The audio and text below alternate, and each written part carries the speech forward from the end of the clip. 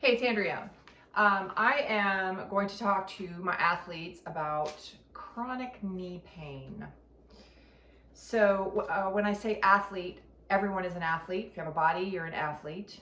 However, I think of like kind of two different categories. One category is somebody who's sedentary, and to them I would say, get up and get moving. You can't expect to not have physical ailments if you are sedentary. So you need to get up and you need to get moving. The other end of the spectrum is people like me who are super active and always working through the pain and doing some other physical endeavor. And so for some of us, the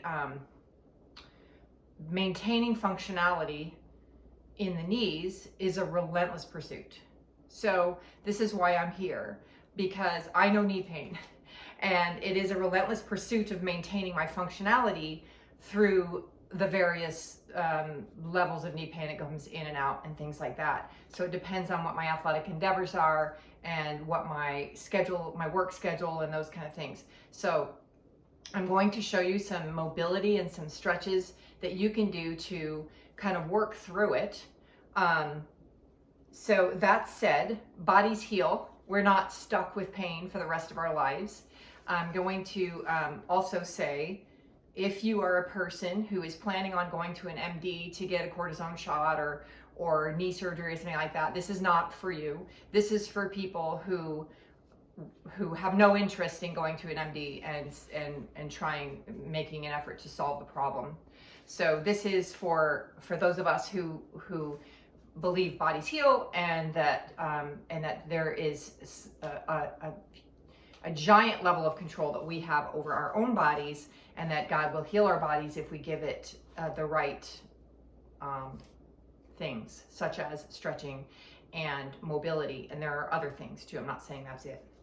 So I'm going to show you a couple of stretches and mobility exercises. And I'm using this is just our extra room. It's kind of like an extra bedroom for us. And so just to show you that you can do this in your living room. I'm also in plain clothes, so you can see you don't need to put your stretchy clothes on in order to make this happen for you. So it's just general exercises you can do in your home. I'm also going to show you some regressions from, or maybe progressions, however I end up doing it. So it will suit just about any body. And so I'm using my couch, I'm using some props. For some of them, no special equipment. You need a place to lay down. You need something to hold yourself if you have bad balance. And for some of them, I do have some fancy equipment for you, so that I would recommend for you. So the first thing for what I think of when I am in pain in any joint, I think of every muscle that surrounds it. So if you have knee pain, it could have to do with something functionally in how you carry your body, how you walk, how you run, how you cycle, how you move, how you especially as we get older, we've made compensations for so many years, and then that knee just finally just like, all right, I'm done. So we need to think about all those muscles, tendons, and ligaments that are surrounding that area. So I'm going to start with the quadriceps muscle. One of my favorite stretches for the quadriceps muscle is a lying down quad stretch. Now, if you have really bad mobility, never fear. I'm going to show you a modification for it, but I'm going to start here. For those of you who can do this, you do need to be able to reach back and grab your, I call it grab your shoelaces, even though I don't have shoes on. But you're going to be laying down on the couch with one leg hanging off. The further up this leg is that's off the couch, the more intense the stretch will be. So if you're very tight, this leg, my left leg, is going to be back further. If I'm not so tight, if I actually have some mobility, this leg is going to need to be forward. So I'm laying down on the couch. I lean down on the elbows. I'm going to take my same side arm and pull on like I'm going to reach for my shoelaces, pushing the hip into the ground, into the pillow. And the goal isn't necessarily to bring your heel to your rear end. Here, the goal is to get this part straight. So as you're into the couch, you're trying to push your rear end into the couch. So I'm pretty flexible, so I have that front leg up a little bit further.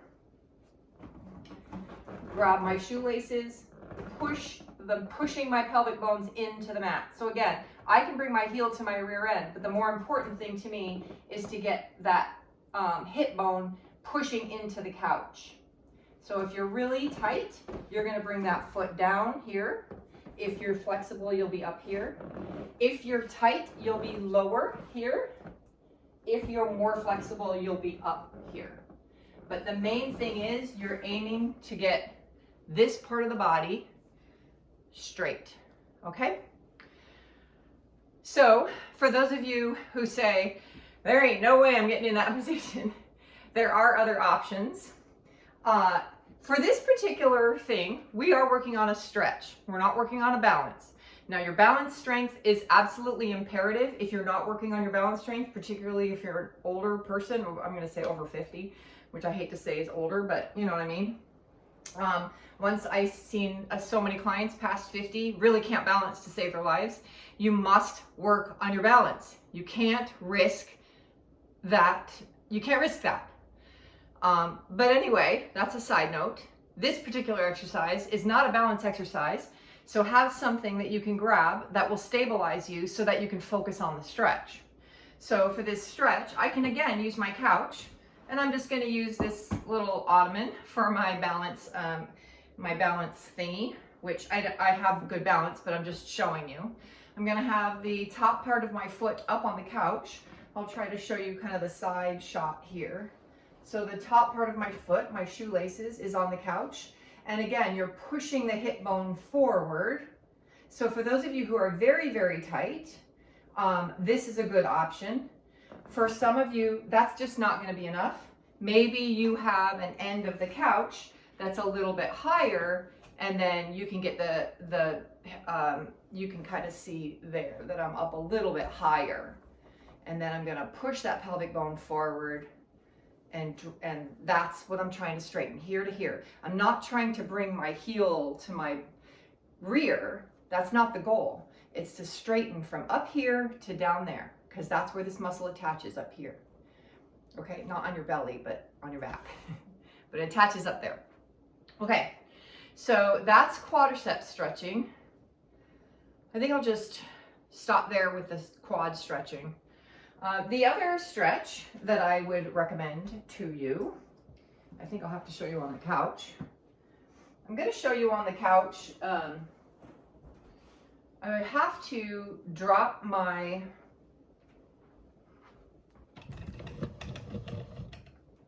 there we go. Well, I guess I'll stick with my right leg here. I like the foot hanging off the couch. Can you see how my foot is hanging off? Because if my foot is on the couch, a lot of people have very, very tight calves, and that kind of gets in the way, makes the intensity just too much, and they can't really manage it. So I like to hang off the ankle, the foot off the couch. But the very, very important thing for this is, if you can imagine, remember we're working on knee, right? So the hamstring muscle that I want to look at is ones that attach down below the knee. So we really need to straighten out that knee. So I'm going to sit here, and if I lock this muscle, the quadriceps muscle that we just stretched, I'm going to lock it by really tightening it, make a muscle with it, like you want the muscle to pop, and then I'm kind of coming forward. This is not the stretch. You're not bringing your forehead to your knee. Think about bringing your chest forward. Think about, I want my sternum to my toe, not my head to my knee. If you do head to knee, what you're doing is this move, and that shortens the hamstrings, and what we want to do is stretch the hamstrings. So when you're sitting down, you want to be in a position where that butt is out a little bit, that quadriceps is straight. So you're here, I'm sticking my rear end out a little bit, I'm not tucking it. If you're very, very tight, this is your natural position, so you must come up here. Stick that chest out and reach forward. Okay, and that ankle is loose. All right, and these stretches, by the way, 30 seconds is probably pretty good. A minute sometimes people will say, but I have found realistically that's just crazy. There are some stretches I like to be in for a while, but you just have to listen to your body. Okay, so that's your hamstring stretch. So these are muscles that attach around your knee. Quadriceps muscles, all these big, beautiful babies, and then these babies back here. The next one I want to show you is a calf stretch. I do have another video on a calf stretch, so, and it is on knee care. I think I'm gonna have to point you down just a little bit. I have this quarter foam roller. You can use anything. You can use a block, anything that's gonna lift your ball of your foot off the ground.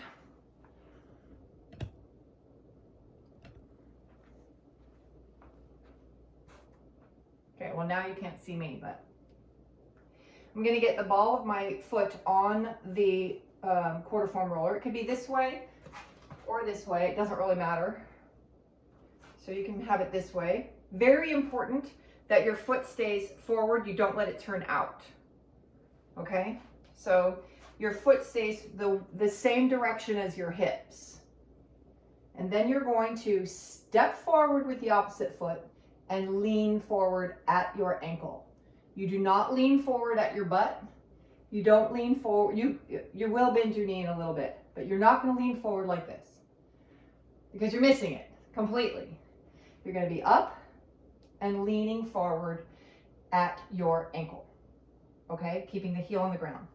The second part of this stretch is keep your heel on the ground and bend your knee. And you're still not sticking the butt out, all right? But it's not as important there. But you do need to keep that foot facing forward. For those of you who have really tight calves, come back up here. For those of you who have really tight calves, you're gonna wanna probably turn your feet out like duck feet, but you must keep them facing forward. You're gonna force it that way. If you're really tight, you have that quarter foam roller closer to the wall that you're facing. If you're really flexible, that foam roller is going to come back a little bit further. Okay, so you have a calf stretch because your calf muscle is attached to your knee. You have a quad stretch because your quadriceps attached to your knee, and you have a hamstring stretch. All right, the next thing I want to show you, so this doesn't require, all those moves don't require any special equipment. So the other one I want to show you, we do have some special equipment you can use. I love this particular piece of equipment. This brand is called the Stick, although I don't think it's called the Stick anymore because there's a different brand, completely different item called the Stick. So I don't know what it's called now, but I think these are still available. But there are all kinds of other brands. Some of them are not so good, some of them are great. Anyway, this is great. And then you can roll out the fascia. This is really important.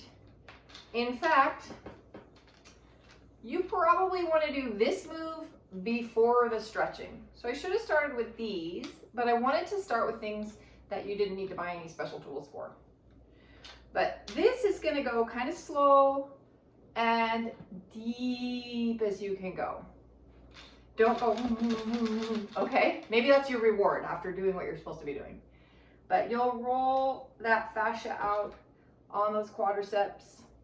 You can roll it out on your calves as well. This takes a lot of work to do the calves to make it deep enough. But get one of these. If you don't, maybe you have a just a plain old boring pie crust roller. What's it called? Rolling pin. All right. Then the other thing I have that I really like and highly recommend is a percussion tool.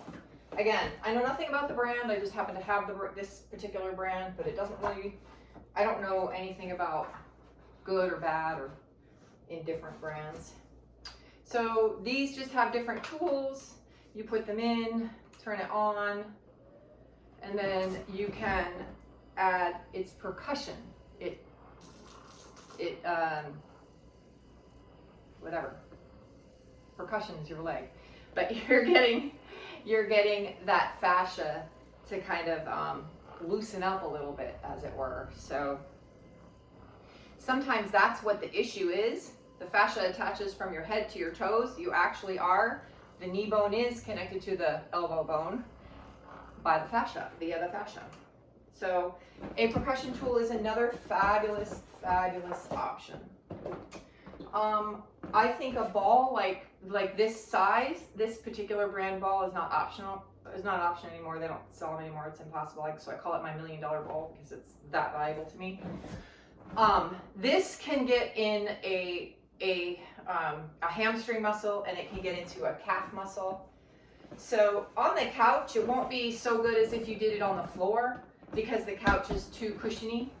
But for the calf muscles, you can pressure point in there. So let's say you have something going on in there, and you can just move the joint, or the muscle around and the fascia around just by flexing and pointing your ankle. You can do the same thing, and it is, again, it's better on the ground. You can do the same thing. I'm really literally getting nothing in my hamstring on the couch, but you could be on the ground doing this same thing in your hamstring. So you can use a softball, which is very hard, but they might have some other kind of balls at other places where you buy fitness equipment. So that is my video on knee care for those of you who are having issues with some chronic knee pain or even acute knee pain, or whatever, both. And again, I want to encourage you, bodies heal. You just need to supply it with the things that you need, that your body needs to make it better. Please remember, bodies heal, but you need to provide it with the stuff that makes it heal. Stay off the sugar. This isn't a lecture about sugar, but your body's going to hurt if you eat a lot of sugar. And then get your mobility and your foam rolling in. Oh, sorry, extra one. This is one that I did forget. Moving on. I do a lot of we call it air squat exercises. You can use this for like a balance thing, and I'll use it to help me. So this is for help. So I'm not just doing my own weight here. So I use this, and I just work on getting those. So after you're done with all that good stuff we just did, then you'll do these little mobility exercises. Don't do it before, do it after all those things that you did. So you're gonna work on just getting that mobility in those knees. Never listen to somebody who says you shouldn't be doing squats. Of course you should be doing squats. All humans do squats. So you'll need to be doing things that don't really require a lot of body weight. You can get assistance through an object here, or some other thing that can help you. All right, so that's some movement that you can do for that. All right, signing off. Thanks for joining me. This is Andrea, here to help you.